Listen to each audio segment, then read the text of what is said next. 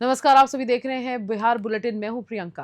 पूर्णिया में अपराधियों के हौसले बुलंद हैं। जानकी नगर थाना क्षेत्र में 6 अपराधियों ने दिन दहाड़े मवेशी व्यापारियों से 10 लाख रुपए की लूट कर ली। विरोध करने पर एक व्यापारी को गोली तक मारकर घायल कर दिया। पूर्णिया जिले के जानकी नगर थाना क्षेत्र में मुरलीगंज जाने वाली सड़क पर बेखौफ अपराधियों ने एक बार फिर आतंक मचा दिया। जानकारी के अनुसार मधेपुरा जिले के सिंगेश्वर मवेशी खरीदने जा रहे थे। व्यापारियों को घेर कर अपराधियों ने 10 लाख रुपए की लूट की। विरोध करने पर कस्बा के मोहनी निवासी एक व्यापारी को गोली मार दी, जिससे वह गंभीर रूप से घायल हो गया। उस इलाज के लिए पूर्णिया मेडिकल कॉलेज भर्ती कराया गया, जबकि अन्य घायल व्यापारियों का इलाज बनमनखी में चल रहा है। पूर्णिया से विनीत राज की रिपोर्ट। हम लोग घर से जब निकले थे तब 4 बजे था, वहाँ जाकर 6:30 बजे हो घटना। मुरलीगंज बाजार से इधर नया 4 लेन बना है, तो पुलवा है, पुलवा के पास गाड़ी रोक के हम लोग का पैसा छीना। कितना पैसा छीना? हम लोग का दोनों बाप का पास 5 लाख था। आपके पास 5 लाख के पास? हमारा पास 2.5 लाख था, पापा के पास 2.5 लाख था। तो 5 लाख रुपए। हाँ। कितना आदमी था? हम 2 गाड़ी था, 2 गाड़ी में वो लोग का वही 5 लाख था, जिसका गाड़ी और एक ठो गाड़ी था।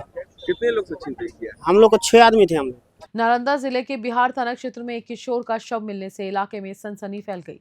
मृतक की पहचान मोहम्मद रेहान के रूप में हुई, जो ईद के दिन से लापता था। नालंदा जिले के बड़ी दरगाह स्थित मखदूम तालाब में 15 वर्षीय किशोर मोहम्मद रेहान का शव मिलने से हड़कंप मच गया। वे बिहार थाना क्षेत्र के बनौलिया निवासी स्वर्गीय मोहम्मद रजाक का पुत्र था और ईद के दिन से लापता था। परिजनों के मुताबिक रेहान घर से घूमने निकला था, लेकिन वापस नहीं लौटा। वहीं दरगाह में रहने वाले एक रिश्तेदार ने परिजनों को सूचना दी कि तालाब में एक किशोर का शव पड़ा मिला है। पहचान होने के बाद परिजनों ने आशंका जताई कि शायद वह हाथ पैर धोते समय फिसलकर गहरे पानी में चला गया होगा, जिससे डूबकर उसकी मौत हो गई। नालंदा से राकेश की रिपोर्ट। लड़का लापता था सर, ये देखिए ईद के ही दिन से समझो कि सब परिवार यहाँ मिलने गया था। उसके बाद घर अपना आया, 4 बजे निकला कि हम जा रहे हैं कहीं। अब त्यौहार का दिन है सर, तो कहीं भी आदमी घूमने के लिए जा सकता है। जब उसके बाद निकला तो हम लोग फिर रात में 9 बजे तक नहीं आया, तो हम लोग खोजने की कोशिश की। तो कल तक इंतज़ार किए कि शायद कोई परिवार यहाँ ठहर गया होगा। कल तक जब प्रयास किए तो सर फिर नहीं मिल पाया। तो फिर आज सुबह में मेरे बहनोई साहब जो है बड़ी दरगाह के राजा, वो फ़ोन किए, मैसेज किए, देखो एक लड़का डूब कर है। तो देखे ना, ये रेहान ही है। कहाँ से बरामद हुआ है शव को? ये बड़ी दरगाह मखदूम तालाब। अच्छा, क्या लग रहा है इसको? हमको तो लगता है सर गया होगा पैर हाथ धोने के लिए, तो शायद स्लिप कर गया होगा, इसी से डूब गया लड़का। कखनी आप लोग को जानकारी मिली है? हम लोग को जानकारी मिली है 5 बजे सुबह में। आज? जी हाँ, आज। तो इसकी जानकारी फिर थाना को दिया गया? जी हाँ। तो पहचान नहीं हुआ है? पहचान किसी को नहीं किया। बहुत आदमी आया देखने सुनने के लिए, किसी को पहचान में नहीं आया। क्या नाम है आपका? मेरा नाम है मोहम्मद जावेद। घर कहाँ हुआ? बैगनाबाद। बिहार विधानसभा चुनाव की तैयारियों के बीच कांग्रेस ने संगठन को मजबूत करने के लिए नया जिला अध्यक्षों की नियुक्ति की। अररिया जिला कांग्रेस की कमान शाह अहमद को सौंपी गई है।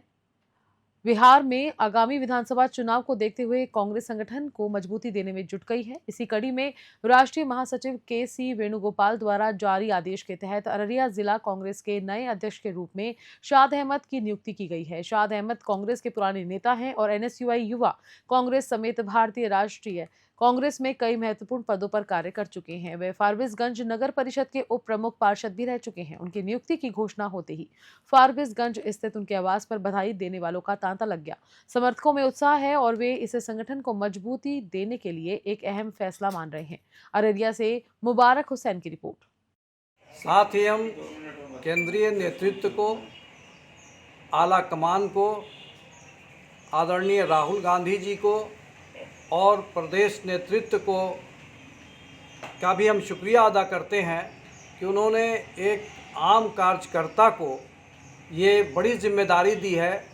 उन्होंने ज़िला अध्यक्ष बना करके उन्होंने ये जो हम पर जिम्मेदारी दी है उसके लिए हम शुक्रिया अदा करते हैं। और निश्चित रूप से हम अपने नेतृत्व को ये विश्वास दिलाते हैं कि कांग्रेस को हम हर स्तर पे मजबूत करने का पूरा प्रयास करेंगे। रोहतास जिले के सासाराम में मेयर काजल कुमारी ने आज डैफोडिल्स एकेडमी का उद्घाटन किया। इस दौरान उन्होंने शिक्षा की गुणवत्ता और अनुशासन को विद्यालय की पहचान बताया। सासाराम में आज मेयर काजल कुमारी के द्वारा डैफोडिल एकेडमी का उद्घाटन किया गया। रिबन काटकर उद्घाटन करने के बाद उन्होंने कहा कि स्कूल का आकार मायने नहीं रखता, बल्कि वहां मिलने वाली शिक्षा और अनुशासन की स्कूल का असली परिचय होता है। उन्होंने अपने अनुभव साझा करते हुए कहा कि वे एक छोटे स्कूल से पढ़ी हैं, लेकिन शिक्षा की गुणवत्ता और शिक्षकों के मार्गदर्शन ने उनकी राह आसान बनाई। उद्घाटन समारोह के दौरान विद्यालय प्रशासन और स्थानीय लोग भी मौजूद रहे, जिन्होंने मेयर काजल कुमारी के इस संदेश की सराहना की। रोहतास से राहुल सिंह की रिपोर्ट। बंधु को धन्यवाद। डैफोडिल्स एकेडमी एक नई संस्था है, एक नया विद्यालय है और इस विद्यालय में हम लोग प्ले ग्रुप्स नर्सरी से लेकर कक्षा 5 तक की पढ़ाई इंग्लिश मीडियम CBSE बोर्ड के माध्यम से शुरू कर रहे हैं और आज ये हमारा इस तारीख को ओपनिंग है और इसी के साथ हम लोग जो है बच्चों के उज्जवल भविष्य की कामना करते हैं। बहुत बहुत धन्यवाद। आज स्कूल का उद्घाटन करने आप आई थी, क्या कुछ कहेंगे? आज मेरे द्वारा एक स्कूल का उद्घाटन किया गया है।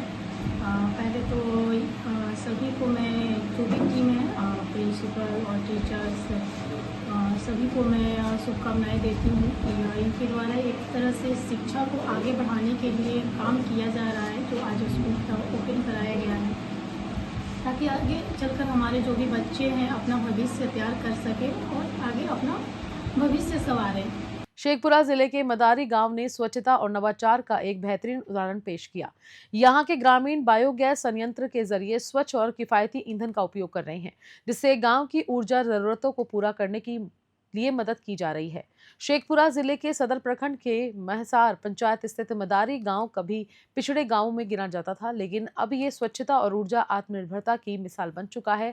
गांव में प्रवेश करते ही स्वच्छता से जुड़ी होर्डिंग्स और कचरा प्रबंधन इकाई यहां की जागरूकता को दर्शाती है। गांव में स्वच्छ भारत मिशन के तहत गोवर्धन योजना के तहत 50 लाख रुपए की लागत से बायोगैस संयंत्र स्थापित किया गया है। इस संयंत्र में से बनने वाली बायोगैस से 10 परिवारों में रसोई गैस की आपूर्ति हो रही है। ग्रामीणों के मुताबिक शाम 6 से 8 बजे तक इस गैस की सेवा उपलब्ध होती है, जिससे LPG सिलेंडर लाने की झंझट खत्म हो गई है। शेखपुरा से रंजन कुमार की रिपोर्ट। अभी 10 घर में ये जल रहा है सर।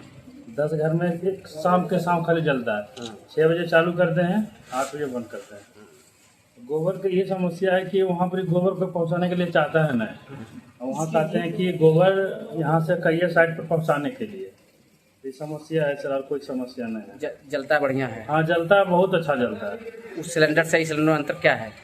उससे बहुत इससे है कि बहुत सस्ता पड़ता है, उससे आधा दाम में ही कहते शेखपुरा प्रखंड में हम लोग मदारी पंचायत में इसका एक हम लोग बनाए हैं। उसमें हम लोग 10 घर का कनेक्शन भी दिया हुआ है, वो कम्प्लीटली फंक्शनल भी है। तो जो भी ग्रामीण स्तर पे जो हम लोग का जानवर से या जो भी हमारा बायोगैस जिससे बन सकता है, उसके माध्यम से हम लोग गोबर इससे के यूज़ करके हम लोग बायोगैस बनाते हैं। तो उसमें हम लोगों का यहाँ पे एक अच्छा सक्सेसफुल यूनिट बन रहा है और काम भी चल रहा है। वहाँ पे कुछ समस्याएं हैं, जैसे कि बोरिंग का कभी समस्या आती है, जिसकी वजह से उतना बायोगैस स्लरी नहीं बन पाता है, जिसकी वजह से उसको हम लोग उत्पादन नहीं करते हैं। तो उसको भी हम लोग जो है बेहतर कर लेंगे और इसको दूसरे भी प्रखंड में और दूसरे पंचायत में हम लोग रेप्लिकेट करेंगे। पूर्णिया जिले के जानकीगढ़ थाना पुलिस ने अपराधियों के खिलाफ बड़ी कार्रवाई करते हुए 2 लुटेरों को गिरफ्तार किया है। SP कार्तिकेय शर्मा ने बताया कि 30 जनवरी की रात बाइक सवार 2 अपराधियों ने एक व्यक्ति को चाकू मारकर 50,000 रुपए और लैपटॉप लूट लिया था।